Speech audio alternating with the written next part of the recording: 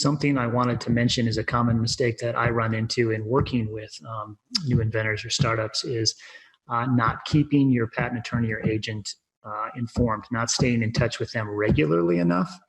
And as an example, this happens a lot of times with therapeutics. I work with a new inventor, and they have come up with some particularly promising new therapeutic, and that's drug A. But drug A, of course, can come in many forms. There's different salt forms. It may be formulated in different ways, things like that.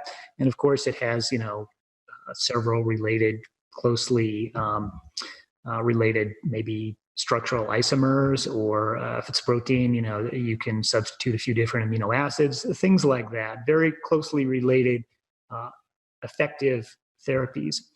And so we file a patent application, and maybe it covers all of these things, and that's good, but you have told me up front that your emphasis is on drug A. And then you go on, as you would, developing things, and you learn that drug A is actually, it's not stable, or it's very difficult to formulate. It's very difficult to make, but drug B, which is closely related and is covered in our patent application, meets all of those requirements, and drug B becomes your lead compound.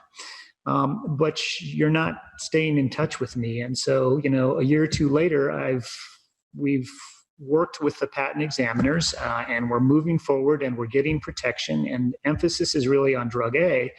And then at some point, you and I have a phone call, and you mentioned this thing about, we're really making a lot of progress with drug B, and I'm kind of blindsided. Like, I have not been pursuing with an emphasis drug B.